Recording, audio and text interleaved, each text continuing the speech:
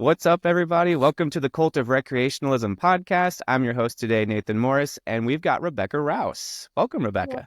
thank you. So Do you good like, to be here. yeah, I saw you dancing to our little jingle music. Very catchy. That's that was. I sent it to Sean. He's more of a metal guy, and he's like, I actually really like this. I don't know why. It's very, you can't not like head bob a Just start little head bit when you hear bobbing. that. Yeah, just sets the mood. Yeah. So cool. Well, guys, if Rebecca, we have her today on the show. Rebecca is a weightlifter, tactical strength and conditioning coach, entrepreneur, speaker, and founder of Semper Stronger. So, You got it um, all. anything that I missed in there? I don't think so. Okay. And then so I'll start. I put weightlifter was the first one on there, and I literally just stole that from your Instagram as far as how you describe yourself. So, Fair enough. what was the meet you just did in Texas? That was the American Open Series 2. Okay. And how'd you do with that? I did not have a good meet. It was not my best day, but they can't all be, so it's okay. We Moving move on. No forward. kidding. No, Yeah. it's good to have the not great meets every once in a while. I had a really good year up to that point, so I think every once in a while you need that punch in the gut to remind you that it's not always going to be rainbows and butterflies, and just figure out what you can improve on and get back to work. Yeah. Do you have any other meets coming up this year? I think I'll do one more local one just here in outside of Dallas where I live, and then that'll probably be it for this year. And then I got Texas State in January. Okay, cool. What got you into weightlifting? I got into weightlifting kind of on a whim. I don't know, maybe it isn't the right way to say it, but when I was a competitive gymnast when I was little, all through my childhood. And then I didn't do anything competitive as far as athletics go in high school or college.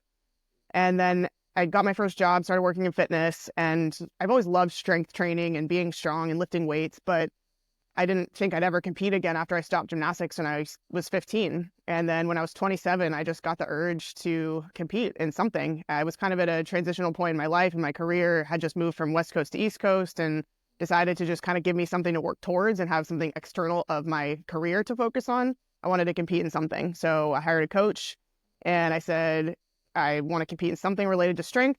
I'm kind of leaning towards either powerlifting or weightlifting. I just didn't know which direction to go. He himself was a weightlifting coach and competitor, so being very biased, he obviously said weightlifting was the way to go, but also with my gymnastics background, my mobility, and my body awareness, he said those things would lend themselves really well to weightlifting. So I was like, cool, let's do it. And then that was in 2018.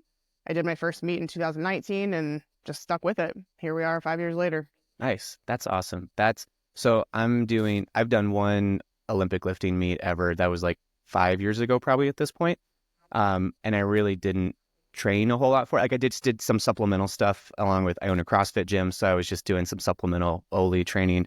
But I'm doing an Olympic lifting meet on October 19th, the Colorado State Games. Nice. And so do you know who Mike Service is? It He sounds works with familiar. Power Monkey. He's really Yes, good friends yes. with like Chad Vaughn and all those guys. But Okay, yes. yeah, he's programming for me, and he was like, if you do this, he's like, you've got to be like in. It's like I don't want to. We're doing like a 3-month thing leading up to it. Like can't wuss out after 1 month. And he's like, and you have to commit. He's like, if I program you a rest day, you have to take it. Yep. And I was like, yeah, I'm in. Let's try it. So, so far, like knock on wood, it's been going good. There definitely, like you were saying, been some days though where it's like, well, that sucked. Yep. That's Um, normal. but it's made the good ones. It's like, oh, hitting some things from the hang I haven't hit in a long time. Like this is fun. So Nice. yeah, That's exciting. So this will be, you said this will be your second meet ever, but first one in quite a while. yeah. Very cool. So yeah, Do and you have numbers you're shooting for? I so there's and I should know more about this, but I don't. There's another like Masters Nationals or something in Tucson in December. Based off of numbers that I can like hit regularly, I should qualify for that for my weight class. And then I'm in the 35 to 39 Masters. Yep. But like numbers that I know I can hit even on like not a great day, I should be able to qualify for that. So I was like, okay, that's kind of my goal. I just want to do it and compete and like have fun and do. Everybody says that, but in the back of their mind, they have like, no, I want to do. Of course. Of course. But yeah, it'd be really cool to qualify for that. And yeah, so That's but exciting. I'm excited to hear about it. You have to let me know how it goes. yeah, I will for sure. But yeah, so gymnastics growing up, but then it kind of fizzled out as you hit high school. Is that Yep. I was in eighth grade and it's kind of a crossroads point for a lot of gymnasts who grow up in the sport because high school is getting ready to go to college. And you kind of have to decide, am I going to pursue gymnastics in college or am I not? Or if I'm going to try to go beyond that and go get to the elite level. And I was kind of in the middle. I knew academics were really important to me and getting into a good school and all that was really important to me too. So I had to make that decision. And I was leaning towards not continuing into high school. And then 4 days before the state championships when I was in eighth grade, I dislocated my knee and I couldn't compete at the state, obviously, 4 days later. And so that was pretty much the end for me. And it kind of made that decision a little easier. And it just solidified that I was going to stop gymnastics and then focus on academics going into high school, which is what I did. yeah? And then so focus on academics in high school. Went to college. Where'd you go to college? University of Maryland. Okay, cool. And are you from the East Coast? I'm not. I'm from Southern California, Okay, so you went cross country to across the country. what prompted that? Just change of scenery. Lived my whole childhood in California. Most of my high school friends were staying local and going to all the UC or the Cal State schools. And I just decided kind of on a whim, again, on a whim, not really on a whim. It was well thought out, but just figured I have 4 years to try something new. And if I don't like it, I can come back after 4 years and return home. If I do like it, great. At least I get a chance to live somewhere else, see something else. And I did that. And I have no regrets. That's where I met my now husband. So we've been moving every 2 3 years since. So it's been a journey. And you're moving because military stuff or Yes. what's Yep. yeah. And so what happened after college? What'd you do then? After college, so my last semester of college was an internship. I studied public health. And so I did an internship in Quantico at the Marine Corps base there, which is where my husband was going through training, his officer training, the kind of the first installment of that. And then after that, he got stationed for another bout of training in California, which is where I'm from. So he went out into the middle of nowhere for a year doing training there as a recent college graduate with 2 degrees and no job. That was just not the place to go. So I moved back in with my parents for that year while he was in training. I wasn't going to see him that much anyway. So I got a job as a personal trainer at a gym and figured I would do that for a year while he was in training. And then after that, we would kind of regroup our life and figure out what came next.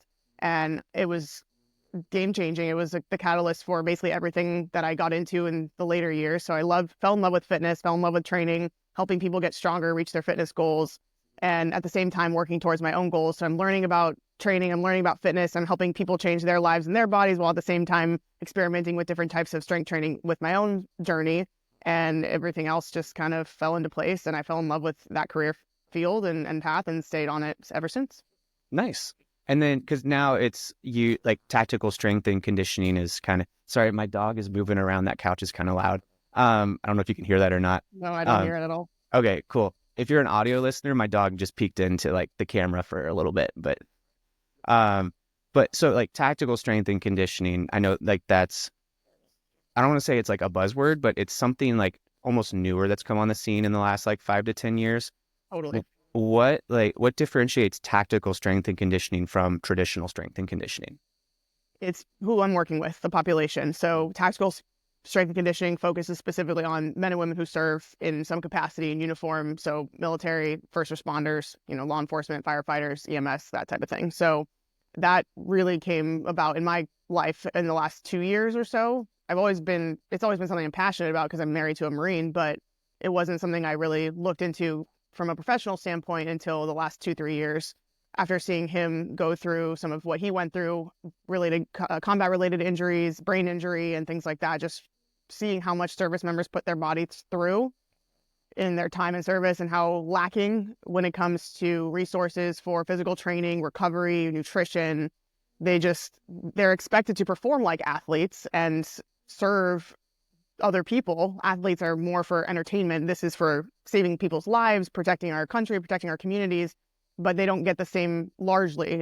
There are exceptions, largely with special operations, et cetera, but for conventional military and for our first responders, there's really not a lot when it comes to training and education on the things that matter when it comes to preserving their bodies, preserving their brains, and having a decent quality of life during their time, but also after their time when they're no longer serving. What is their life going to look like? And what have they sacrificed when it comes to all of that for their physical and mental health? So that's what I'm really passionate about now, and that's what I'm doing professionally. That's cool. And so do you travel quite a bit for that? Like, are you visiting, like, what does that look like for you, like on the work side? It varies. It actually started out here locally in Dallas. There's a neurology clinic that they have a program specifically for post 9/11 combat veterans, and they've recently expanded it to include first responders who are suffering from traumatic brain injury sustained in combat or in the line of duty. And so they treat people who are experiencing brain injury symptoms. And so my husband Joel, he got to go through that program, and while he was going through it, he got to talk to the doctors about what are they, he kind of asked them, what are you guys doing from a physical standpoint? We understand the brain treatment, but what about the body? Because they work so closely together, it kind of makes sense to work on both. So fast forward, I became part of that program. I created a curriculum from scratch, implemented it, and now we work as part of that program as well. So whenever they have veterans or first responders going through that treatment program, I'm there working with them, providing physical movement coaching, mobility, stability, strength, balance, and coordination, kind of all the things that they've lost as a result of their brain injury. So I do that here locally. In addition to that, I do travel.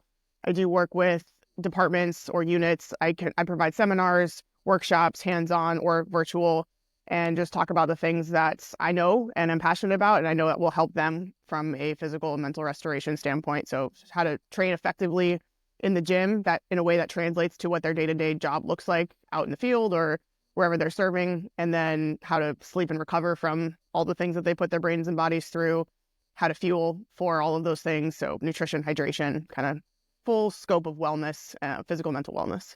Yeah, that's really cool. It's been kind of interesting. Like for me, it's just owning a gym. It's like I have firefighters and police officers and all Sure. that in there. And it's one of those like, I'm happy to offer, I think every CrossFit gym does, or for like military and first responders does some sort of discount, even if it's just like $20, but it's like, yeah, like you guys need to be fit to do what you're like, when the paramedic comes, if I get hit, as like, I want them to get there faster. So I'm going to make sure, I'm going to do my part to make sure they're in shape. For Um, sure. but it's been kind of cool because like growing up, I feel like it was a kind of a joke in my hometown of like all of the cops were overweight. And I ran cross country, and it's like, if I wanted to break the law, like they're not gonna catch me. Yeah, it's Um, sad, but it's the reality. yeah. So it's kind of been cool to see that changing, especially like over like the last like 10, 20 years. Like the shift of like, oh no, like I need to be able to perform to do my job, and people taking that more serious. It's been really cool to watch that happen and see that Definitely. happen. Yeah, So it's a real career field now in strength conditioning, and there's a certification just for that, which is what I pursued in 2022. mhm. So instead of just the CSCS, which is kind of the gold standard for strength and conditioning for athletes, the tactical strength and conditioning is a whole other textbook and certification that someone can pursue just to understand better what our service members and first responders have to undergo when it comes to the environments they're working in, the climate, the weather, the um, anything and everything that they might encounter, the different schedules, shift work, things that regular sport athletes do not have to really worry about.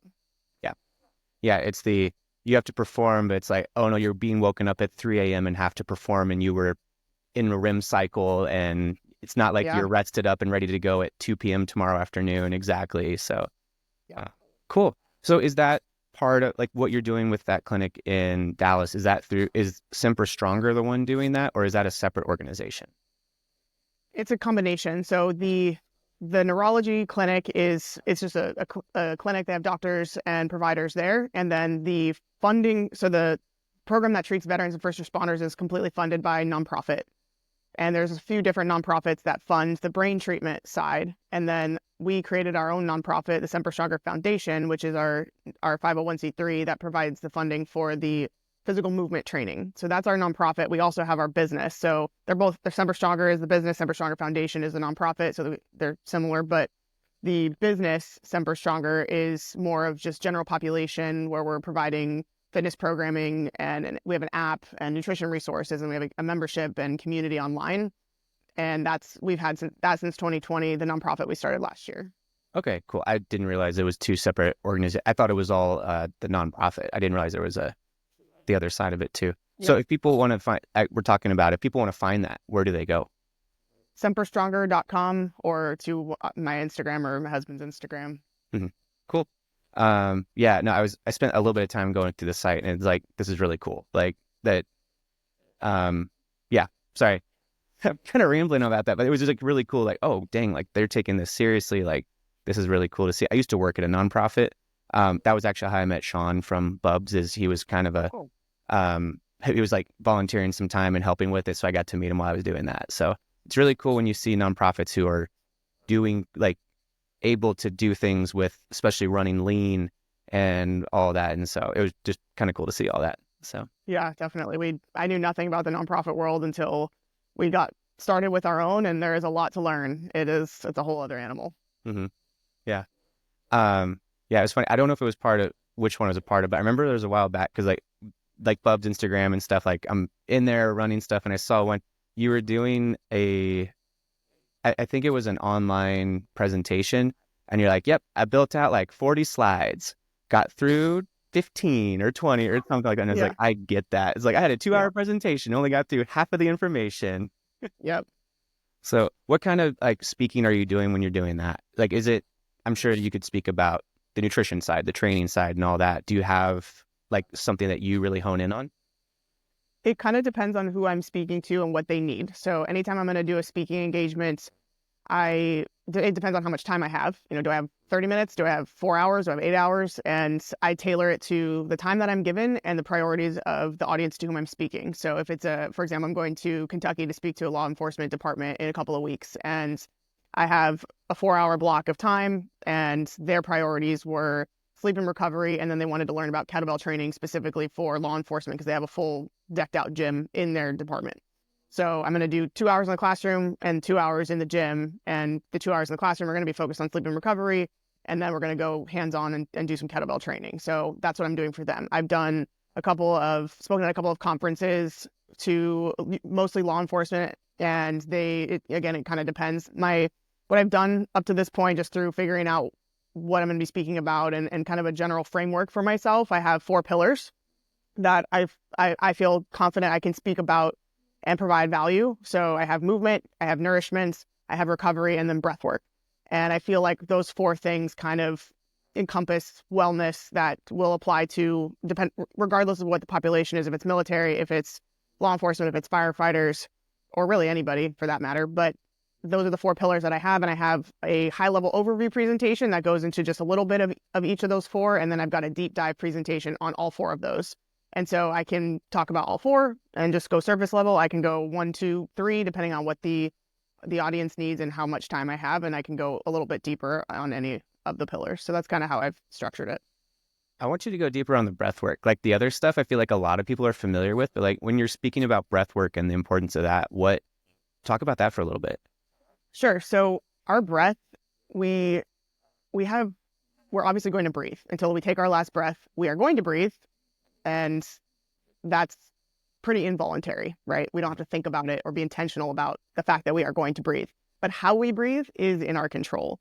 And I don't think a lot of people understand that you can alter your mental state and your physical state very, very quickly. I'm talking a matter of seconds just by altering how you breathe. And that is basically learning how to control your nervous system, which is so incredibly important for people who are handling weapons and dealing with suspects and in very, very high pressure environments.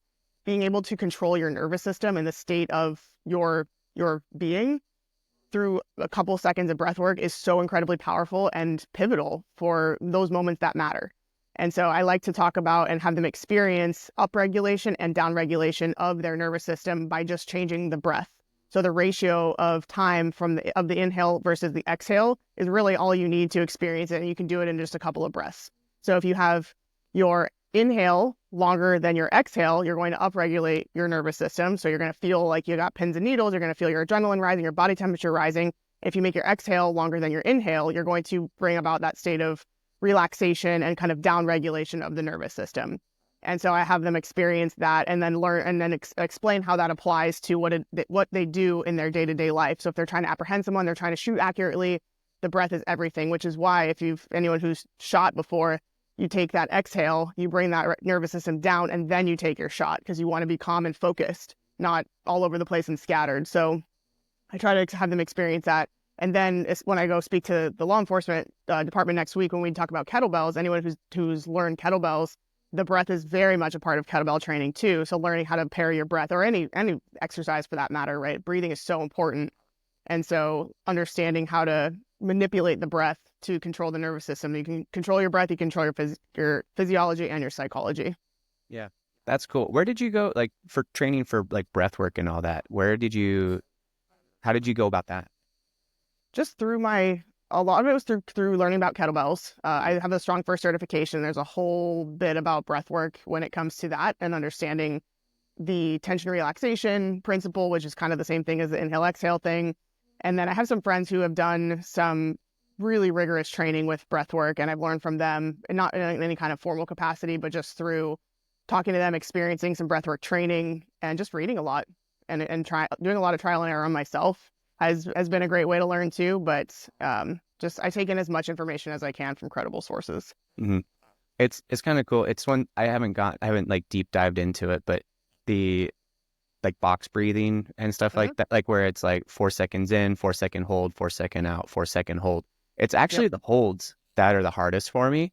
Like it's like you're saying, like, yeah, you breathe every day, in and out, it's fine, but like sitting there and like trying to like bring your heart rate down and like exhale and then wait 4 seconds before starting to inhale. I don't know why. Like it's just my brain, I can do it, but it takes me longer than what I would think it should Yep. to get to that Yeah. point. So, Yeah. I did a Wim Hof workshop. Oh my gosh, this was 2019 probably. So that was kind of my very first introduction to it, I think. We did the ice bath and we did the breathing and all that stuff. And I was like, at the time, I was not in a place to even comprehend or appreciate all of that. But over the years, as I've gone through my own journey and learned too how in high pressure situations that I've been through, competing on the weightlifting platform, which you've experienced and will do again soon, there's a lot of stress and pressure, and you need to perform. Obviously, there's my life's not on the line, but and nobody else's life is on the line. But learning how to control my breath and control my physiology and my nerves before I go out on the platform has been really powerful. Same thing with public speaking and just exposing myself to those types of stimuli that create that stress response, and then learning every single time there's an opportunity to learn how to regulate that and control it. And it always makes me a better person for it. yeah, yeah, it's kind of cool. It's for me personally, like training when I'm doing my Olympic lifting training, I have a thing in my gym where it's like, hey, if a class is going on, there's no open gym time, but we can do open gym like outside of classes. And so it's been a lot of me training by myself, or just like one or two other people around. And there's a physical therapist who sets up there, and he's awesome. And he's got a few clients that come in regularly, and one of them only listens to country music. And when I'm training, that's like the absolute last thing I want to listen to. Just personally, nothing against country music, but I don't like training to it. And but I was like, you know what? I should train to this today. Like I should train during, like I have no idea what kind of music they're going to be playing, if they're going to be playing music there. Like I've trained in silence a couple times. Like when I'm there by myself, I'm like, I have to be able to perform under no, like whatever circumstance there is. So it's like, might as well expose myself to it now, and so it's not new whenever I get there. So So true. Yeah, yeah. I don't think many people think about that or appreciate that, but I think there's a lot of value to doing that. Yeah. Like the amount of times I've trained to a podcast or like gone out for a run, like just listening to a podcast, and people are like, you don't want to like amp yourself up. I'm like, no, if I can do this, then it's really easy if there's like high intensity music. So Totally. Yeah, yeah. I used to listen to music all the time when I trained, and now the coach I've been working with for the last 3 years, he is 77 years old and he is hard of hearing. And so even though we're in a two-car garage when we train, if there's music on, or even if there's no music on and I'm facing away from him, I'll have to repeat myself. He won't hear me. So we nixed music like 2 years ago when he was about 75. And ever since I've been training, it's just the sound of barbells dropping and a little bit of conversation, but for the most part, it's just silence. And I've learned to embrace it. And now I don't, which has actually been really good because I don't need music now. I can get myself amped up inside my own body, my own mind, and I don't need music. And if I do have it, I have that much more of that Yeah. external motivation, but I've learned to just find it within, which has been, I think, beneficial. So what happens if you have like friends come over to train with you? Like, are they like, why is it so quiet in here?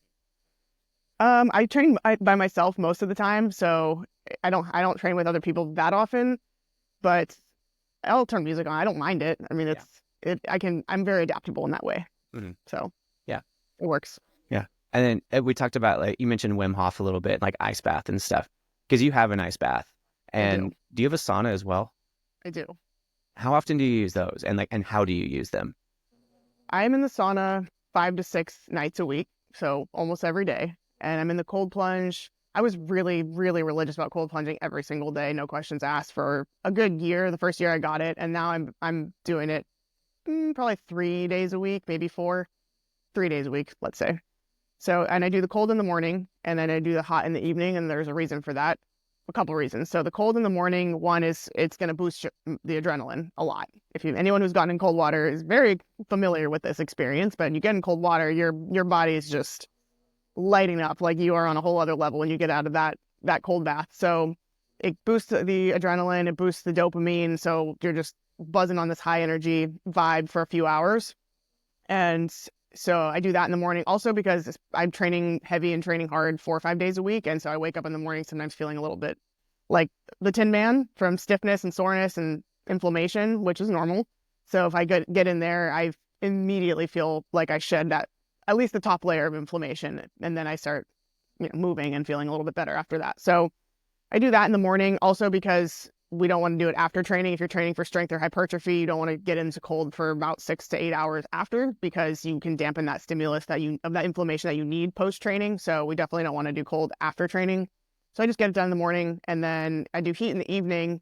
One, because I just love the way that sauna feels at the end of the day. It's kind of like my barrier between the day and the night, and it just helps me transition into going from wakefulness into sleepiness. And it's that catalyst for me. So I think part of it's just I've conditioned myself now to know that sauna equals winding down from the day, getting ready for bed. And then there's also a physiological reason for it too, because in order for us to fall asleep and stay asleep, our body temperature has to drop 1 to 2 degrees Fahrenheit. And the elevation of body temperature by way of sauna or hot bath will actually cause the reverse effects. When you get out of the sauna, your body temperature is elevated. And then the natural response to that is, oh, I'm really hot, I need to cool myself down. And so that cool down process will happen a lot faster. And then within about 20 to 30 minutes after getting out of the sauna, rinse off, I am like zonked and ready to fall asleep. And so it's just a very effective and efficient way to transition from the day into the night and then into sleep. Yeah. That's one of those, I never like researched it, but just kind of like figured that out, where I think I was traveling and the Airbnb or the hotel we were staying at had a sauna.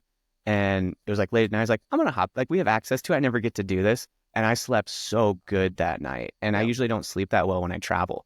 And so I just kind of kept doing it. And then a little bit of research. And so now, like, I always shower at night because I hate getting into my bed dirty. Like, I want to get in there clean. So but then as I realized, like, oh, I just like pushed off. Like, I just take a shower, like a hot shower right before I go to bed. And if I notice a difference if I don't do that, where it like takes me longer to fall asleep and all that. Yep. Now you know why. There's science behind it. Mm-hmm. Science. Cool. So you do the cold plunge because it gets the adrenaline pumping in the morning. You also drink coffee in the morning, I know. Obviously, I don't miss a day. Uh-huh. How many cups of coffee have you had today? I'm on my 2nd cup right now. Usually I'm a 2 cup a day consistent. Any more than that might be a little bit too much caffeine for me, but 1 is just not enough. Yeah. And then do you have to like cut yourself off I know you cut yourself off at 2, but if you drink it past a certain time, do you have a hard time falling asleep? Yeah, I actually cut myself off like no later than noon, sometimes 11. So I just know my body. I'm very sensitive to caffeine. Everyone's sensitivity level is a little different. Everyone's what's the word I'm looking for? The metabolism, like how fast you metabolize caffeine. Everyone's a little different, but I know my body, and if I have caffeine like 8 to 10 hours before bed, it will affect my sleep. And I'm just not about that life. I gotta sleep. Yeah. I can, for me, I found it really is, it's like noon or like 12:01. If I have any at 12:01 or later, and I don't know why it works that way. It's like I'm up until 4 a.m. And it was funny, that physical therapist I was mentioning that who works out of my gym, they had a baby. They actually have another one on the way. But like after he had the baby, it was like every day I'd go and he's like, do you want to make some coffee? And like he had never really asked that before. I'm like, yeah, man, I'll make us some coffee. And then it's kind of turned into our thing. But there's times where it's like 2 and he's like, hey, and I'm like, I can't right now. If you're working, I'll make you some. I don't care. Like I'll start a pot for you. But yeah. It's hard too when everyone like we love coffee, and so when it's 2 or 3 in the afternoon and you smell someone else who's drinking coffee and you're like, oh, I want it so bad. And in the past there were times when I would give in and I would have it, and then I obviously would pay the price later and not sleep. But now that sleep, as being a competitive athlete and at the level that I am, like I will do very few things voluntarily to sacrifice sleep. And so the caffeine afternoon had to go. Yeah. And then so you're competing not just in Olympic weightlifting, you're also like grid league, and Yep. is there anything else that you're doing outside of those two? Nope, those two are plenty. My body, thankfully, is holding up okay so far, but those two give me plenty to keep busy with physical activity. Yeah. What's grid league like? Like, what's it like competing for grid league? It is wildly different than weightlifting, and Mhm. it's a lot of fun in all the ways weightlifting is not. I mean, if you've competed in weightlifting, which you know, the meets are very quiet. Everyone's very focused. Everyone is very into themselves, and it's just not a high energy type of environment at all. And grid league is a complete opposite. It is so high energy. I'm sure it's similar to CrossFit. I've not done CrossFit competition, so I don't know, but I'm sure it's very similar in that way. Everyone's yelling and screaming and supporting each other, and there's music, and it's people just cheering. It's like I can't even describe it. You kind of have to be there in order to feel that energy. Even watching it on YouTube, you don't get the same, but it's really, really fun. And then this is my first time playing a team sport. I've been an individual sport athlete for all of the years I competed growing up in gymnastics and then weightlifting. So this is my first time being a part of a team, and it's been a lot of fun. I was going to Challenging, ask you, but uh, fun. yeah, I was going to ask you about that because like you're going from working out quietly in your garage to you're now on a team, and like, do you think that helps? Like, does that help you? Does it hurt you? Like are there benefits to being on a team? Like, Yeah, I know I that's a think silly question, but I'm trying to start a conversation about it. Like, yeah, no, I think it's different. I think when you're on your own, when you're in an individual sport, everything that happens or fails to happen is on you, and I guess partially the coach. But it's more pressure, but also you know that like you did everything you could, and that's all that matters. Like what anyone else is doing, it doesn't make a difference. This is just me and my time, and so you can train hard and know that like if your training paid off, it's going to go well for you. And then hopefully, and then when it comes to the team sport, you could train hard and you could have all your own ducks in a row and you could do the best performance that you do. But if your team isn't up to speed or your teammates aren't working as hard or they're not pulling their weight, like you still might not have the outcome that you want. So it's not just about your own effort and your own performance. It's about 15 other people's performance and effort at the same time. So it's been interesting. Also the personality differences, just different characters and different people and personalities on the team has been interesting. Being a remote athlete, so my team's in Florida and I'm in Texas. There's two people on the team, myself and one other guy who are remote. Everybody else is in Tampa. So there are challenges being a team sport that's very strategy based, being that I'm calling in on Zoom or on Facebook Messenger for our team practices. So there are some elements of that are challenging, but when we get together for game day, it all seems to fall into place. So it's been good. I'm glad I signed up for it, even though I had no idea what I was getting into, but it's been going okay. so for that to start, did they reach out to you, or were they like, hey, we need a weightlifter, or like how did that happen? Yeah, so the way the grid works is there are three different positions, quote unquote. There's body weight specialists, there's strength specialists, and then there's utility player. So the body weight specialists are kind of doing more of the gymnastic stuff, handstands and rings and backflips and burpees and all the kinds of crazy stuff you see. And then the strength specialists are more barbell based people. So anything from strongman, powerlifting, Olympic lifting, just conventional strength training, but people who tend to be bigger and stronger. And then the utility players are generally CrossFitters who can do a little bit of everything. So the people that can do the rings, they can do kettlebells, they can do barbells, they can do body weight. So they kind of have it all. So those are the three positions. And so I was contacted by the team captain. They needed a female strength specialist. And so I was able to do all of the things that I needed to do. It was lower weight than I'm used to working at because for weightlifting, it's always close to max, 85% plus. So these weights were not hard, but the stuff I had to do for the tryout was way higher reps than I was used to. So I was like, wait a minute, I have to do 10 reps? I don't even know what that means. Weightlifters can't compute 10 reps. This is So cardio. Yeah. yeah, it's very cardio, very much cardio. So that was interesting, but I've gotten a little bit better at it over the last couple months, having been on the team. And as having the gymnastics background too, even though I was recruited as a strength specialist, I can still also do some of the gymnastic stuff, the handstand stuff, also the kettlebell stuff. So I'm strength focused, but also a little bit of utility in that I can kind of do most of the things that the utility players do. Because I've not ever really done CrossFit, I'm not really good on the rings and climbing ropes, that stuff I just never had access to. So everything else I can do decently well. I was gonna ask if they ever like throw you into like some of the gymnastic stuff just because of your background. Yeah, the first match we had, they had to have someone do aerials, which if you don't know what an aerial is, a Yeah. no-handed cartwheel. Mhm. Yeah. So I had not done one since I was probably 15, 16 years old. And they needed for two different races, they needed people doing aerials. So we have one girl who was a gymnast for a long time too. She could crush them, no problem. I was like, I know it's in my memory bank somewhere, but I might break myself in the process of trying, but let's see what happens. So I did it and it came back like first rep, I was able to do it. And I couldn't believe it had been over 15 years since I had done it, but I was able to do it and my body survived. So like when you're getting ready to set up for that, it's like you know you're capable of doing it, but you're like, hey guys, go grab all of the mats that we have and put them out, or was it like just on a floor and you did it? They had one of the gymnastics like landing mats. Mhm. So I did my kind of build up to it was a couple of regular cartwheels fast, and then a couple of one-handed cartwheels. And then after I think two or three one-handed cartwheels, it was like, all right, send it. And then I tried it, landing on the mat, and it was fine. And then on the actual competition, there was no mat in the actual match, so it was just on the rubber floor. And I was used to doing everything barefoot because in gymnastics you don't wear shoes, but for this they don't allow barefoot in competition. So I had to wear minimalist shoes, and it went okay. Hmm. Nice. What did that feel like when you're like in that moment? Are you like, hell yes, still got this? Like, what did that feel like? I was pumped. It was kind of one of those like my mind's telling me yes, but let's see what my body says. Hmm. And I was pretty stoked that I could still do it. And I think it's kind of a further proof that when we learn stuff when we're a kid, when we're young, the brain retains so much more of it than when you try to learn something as an adult. And it's just neuroplasticity. Like the brain is always changing and always evolving. And when we're young, and then after like when we're in our mid 20s, that process starts to slow down.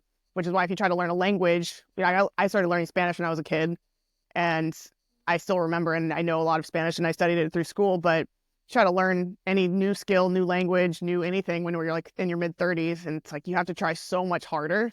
Hmm. And so I didn't really appreciate that until going through some of these types of experiences where I'm like, wow, my body can still do that. And thank God I've kept up with being physically active. If I hadn't done anything in 15 years, and that would have been a different story. Because I've stayed active, I've stayed strong, I have good mobility. My body was able to handle it. Hmm. That's cool. What was the other team like? Like, wait, no, that's the weightlifter. She's not allowed to do aerials. Like, Yeah, so that's the other thing too with grid is like you are whatever position you are, but there's no rule that a strength specialist has to do that movement. It's really whoever can do it the best, the fastest, most consistently. And there's a lot of that's where kind of the strategy piece of grid league comes in, where you have to pick the best person for the job, but also know that fatigue has to be managed across the entire team. So yeah, you might have one rock star person that can do everything, but you can't have them do everything because then they're going to be no good for anything. Right? They're gonna be so overworked and exhausted and risk injury. So you have to divide it among all of the talent. So that's kind of a tangent, but yeah, I think people were surprised. I was surprised that I could still do some of that stuff after all those years. yeah, that's cool. Yeah, it's fun. When you're talking about neuroplasticity, like there's a few things that like come out now where it's like, oh yeah, I can still do that. I like handstands. I like growing up, my brother and I would just we did martial arts, and it was one of those like it was not part of it, but it was like this big floor with padded mats and all that. And it's like after class, it was like, all right, you gotta walk like handstand walk to the door, and it was one of those like it was 16, 17, 18 years old. Like it was just messing around trying it. And then when I started doing CrossFit, it was like it just came right back. It was Yep. like maybe not like right on the first one, but like I just kind of got up and was able to handstand walk. And it was the coach was like, "Do you have a gymnastics background?" I was like, "No," and he's like, "Why are you good at that?" I'm like, one time for a while, my brother and I just kind of got really into it, and I guess Yep. I still have it. So Yeah, it's yeah, so true. yeah, that's cool. Um, well, yeah. Um, do you have any speaking engagements coming up? Yeah, the next one was the one I was telling you about in October. I'm going to the Lexington Police Department for a 4 hour. It's a full day, two 4 hour seminars, and basically do the same thing twice. That's Mhm. going to be the recovery and then the kettlebells. So that's my next one on deck. And then I've got in 2025, I just signed on as an instructor with the Texas Tactical Police Officers Association. So it's basically a organization that offers different types of training and all different types of arenas for that law enforcement need to be well trained in. And so I just got contracted with them as a wellness instructor. So I'm going to be hosting workshops for the different regions. The state of Texas is so big. There's 8 regions for the state.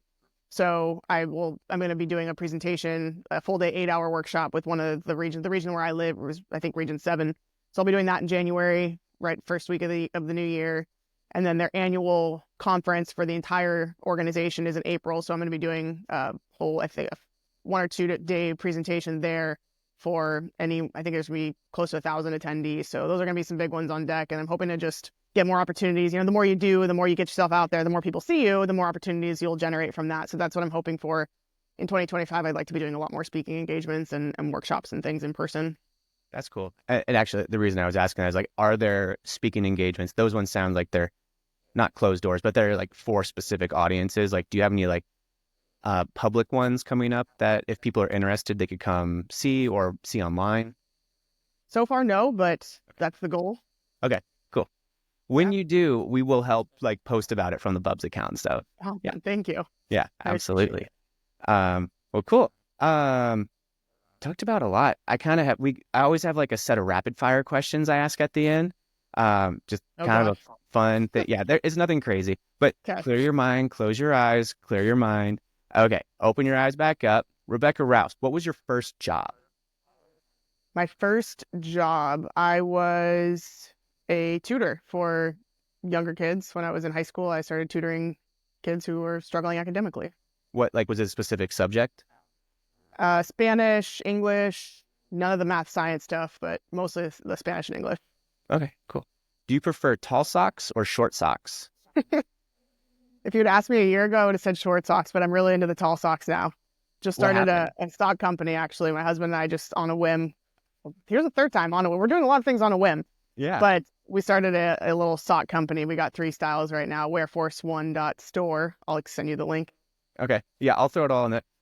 I did not know that. I just threw that in there because I had a conversation like, oh yeah, Gen Z, they're all about the taller socks now. And I was like, that's a thing? They're like, yeah. Like, yeah, if you wear short socks, it means you're a boomer. Like, yep.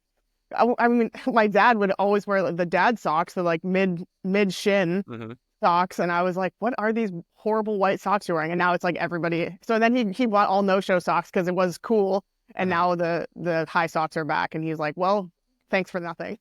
That's like what was it, like 10 years ago, like when stance socks got really big, and it was like everybody had those, and so if my feet are hot, everything is hot. So like, especially at Colorado in the summer, like it gets hot out here. It's like I'm barefoot or I'm wearing like I go no socks or really short socks. And so it's only like in the winter will I wear tall socks. Yeah. And even then it's like sometimes too much, but yeah. That's this one will be interesting since you're from Texas. Rank these from best to worst. Salsa, queso, guacamole. Oh, that's easy. Guacamole, salsa, queso. Okay, so queso is a lot of people. That's what we found is like we have people from Texas. Queso is usually number 1. Well, I'm not from Texas originally. I'm from California. True. So fair enough. Yeah. Salsa, so what you had salsa and guacamole. Yeah. Cool. You're really active on like social media and Instagram and all that. Do you have any hobbies or interests that people don't see or that you don't share with social media? That's a really good question. Hobbies or interests? I'm a pretty open book. My life is very boring and consistent and the same thing over and over. So pretty much everything that I'm doing or do on a regular basis, I share. You're not like crocheting at night and not sharing it? Yeah. No, I'm not crocheting. I can't think of anything. Okay. No. If I do, I'll let you know. Nothing comes to mind. Do you have a mantra or a piece of advice that you live by? No one's going to be surprised by this, but discipline equals freedom is kind of that's like the Jocko mantra, I guess. I don't know if Jocko would call it a mantra, but that's kind of his slogan. And I do think that it lends itself well to the way that I live my life.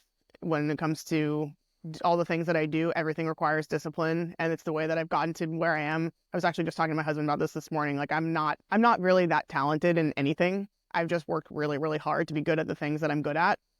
But it all requires a lot of discipline to train and show up even when I don't feel like it, discipline to eat well, eat the right things, for my body, stay hydrated, sleep a ton, do the sauna, do the cold plunge, work on my business, travel, like do all the things. Like I wouldn't be able to do everything that I'm doing if I wasn't disciplined in every arena. So, and because of that, I'm able to live the life that I want and build the schedule that I want. So there's the freedom part, is I'm setting myself up for the future that I want because of the discipline that I've instilled into my life now.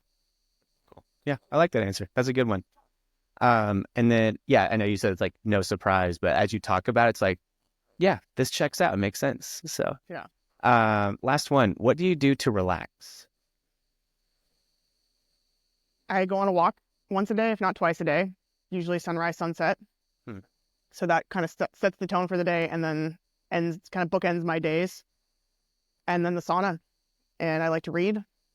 So because I train hard and I'm on a lot during the day, whether it's training or work or practicing for my speaking engagements, there's a lot of brain power and physical power that goes into everything that I do. So I'm also as intentional about setting aside time to unwind and relax so that I can get good quality sleep and be able to do it again tomorrow. So I think that a lot of people understand and put the value on hard work, but I also think that taking the time to recover as hard is just as important and much more overlooked by most, quote, high performers. And so I think that that's been a really big, important lesson I've learned through my own journey over the last couple of years, is learning how to relax and why it's okay to do so. Mm-hmm. Yeah. What, you mentioned reading. Are you reading, or what are you reading right now? Right now I'm reading Outlive by Peter Attia. It's about longevity and how to extend not just lifespan, but health span. Oh, cool. That sounds good. Do you typically go more nonfiction? Yeah, I tend to. What's the last fiction book you read? Oh, Or the last fiction. one you enjoyed? Like, what's the first one that comes to mind, I guess? My goodness. I don't, the Dan Brown books, he wrote the Da Vinci Code Mm-hmm. and his whole series of, like all those were fiction, but really, really, really good. Yeah. That's one of those, I kind of missed it. Like, it was all of a sudden the movies were out and I never read the books. And then it was like too far past it to where, like, okay, there's other things out now. Yeah. So, yeah. Yeah, Um, that's the one that comes to mind, but maybe there were others I don't remember. yeah. Cool. We covered a lot today. I know we mentioned, like, I'll throw like links to Semper Stronger and stuff in the show notes and make sure we share all those. But if people want to learn more about you, like, take some time, like, promote whatever you want. So Cool. So the website for our business, Semper Stronger, is just semperstronger.com. For the nonprofit is semperstrongerfoundation.org. And then our brand new sock shop is Wear Force One, WEAR Force and the number 1.store. We've got 3 different styles of socks that we are selling. So we've got the patriotic socks called Patriot socks. It's got the stars and stripes. We've got the Don't Tread on Me, which have the snake. And then we have the Blaze socks, which are pretty 90s throwback, like the flames. They're black socks with the orange and yellow flames. They're pretty rad if you were around in the 90s. those are my favorite one. Like, those are my favorite one. It just reminds me of, like, when flames, like, paint on cars was a thing. Like, it just reminds me of that. Yeah. Yeah. It feels 90s to me. So those are the 3 designs we start with. We're going to see how that goes. And what else? So then Instagram, that's where I'm most active on social media. That would be at Rebecca.Rouse. And then our business is at Semper Stronger. The sock page also has an Instagram, Wearforce1, Wearforce.1, I don't even remember. I'll give it to you. And then what else? I don't know. All of my partner organizations. So Bubs, obviously, is all my links to my partners are there. Jocko Fuel and Whoop, my Whoop group. Just all the things that I do. Primal You got a Beef. Whoop group? I do. Are you in Whoop? I haven't had it in a while. It was one of those, I had to take a break. I was focusing too much on the numbers. So, but I had it for a couple of years. So yeah, I've been a Whoop user a little over 2 years now. It's been life-changing for me. And so whenever I have the opportunity to tell people about, it doesn't have to be Whoop, but just get a little data, get a little insight. There's a too much. yeah. There's a spectrum. Not enough is not good. Too much is not good. But I think there is a lot of value in learning how your body is responding to the things we're doing or not doing in our life. And especially if you are trying to sleep better, recover harder, all those things. So it's helped me a lot. Yeah. I was doing the, like, waking up too much, and it was like, Oh, like just focusing on like the green versus red, yellow, all that Sure. stuff. So yeah, I was like, I'm just gonna give myself a break on this a little bit. And I've been looking into more like just like heart rate trackers and stuff for just working out. But Yeah, yeah, that too. I feel like people, yeah, there's a lot of knowledge to be gained by getting more in tune with your body and how it responds to things. yeah. The thing I loved about it the most when I had it was actually the sleep tracking and sleep information. Yeah, Um, that was like everything from like how I was sleeping when I was sleeping to just like the biggest thing for sleep was just consistency of going to bed at the same time. Um, and how I like physically felt like without looking at like, oh, am I in the green? Do I feel good today? But like actually waking up and feeling really rested and ready to go. So totally. Yeah, I yeah, think people know that quality and quantity are super important. I think unless you've been living under a rock, most people know that. But consistency is that other one that's really overlooked, unfortunately, for a lot of people, depending on their work schedule, people who work shifts, night shift, or deployed military personnel. Like there's not a lot they can do about it. But that consistency, that getting that plus or minus 30 to 60 minutes hmm in both sleep time and wake time is so powerful for circadian health and circadian rhythm. So I'm glad you mentioned that. yeah. The other one that was just kind of like fun to play around with on that was like with the sleep score and all that. It was like if I had a couple beers like on a Saturday, like hanging out, if I would have it in the afternoon at like 1 or 2, or if I would have it at dinner, like my sleep score like 1 or 2, and then I would sleep normally. But if I had it later in the evening, it really dramatically negatively affected my sleep. Oh yeah, there goes your REM sleep. Yeah. Adios. Mhm. It's similar to caffeine, a little different, but kind of in terms of the timing. No, there's no positive health benefits to drinking alcohol like there you could say that there are to caffeine. But if you are going to do it, there is a better time, and that would be earlier in the day, like further away from sleep, if you're going to do it at all. Mhm. Same with caffeine. We don't want to do it too close to bedtime. So Yeah. Well, cool. Well, yeah, Rebecca, thank you so much for coming on. I know it was kind of last minute, like not last minute, but you hopped on and was like, hey, does in the next couple of days work? And like, yeah, let's do it. So, yeah, thank you for that. Makes my life easier. So, absolutely. um, Glad we can but make it happen. yeah. And then, so guys, thank you for tuning in. As always, thank you for listening. And Cult of Recreationalism podcast is available on all podcast services and YouTube. And pretty much every social media, we're on that as well. If you type in Bubs Naturals, we're going to pop up. We're going to be the first one. And while you're there, leave us a 5-star review, leave us a thumbs up. Every positive review helps. And it means we get to keep doing these. We can keep getting to talk to cool people like Rebecca and sharing stories and information. So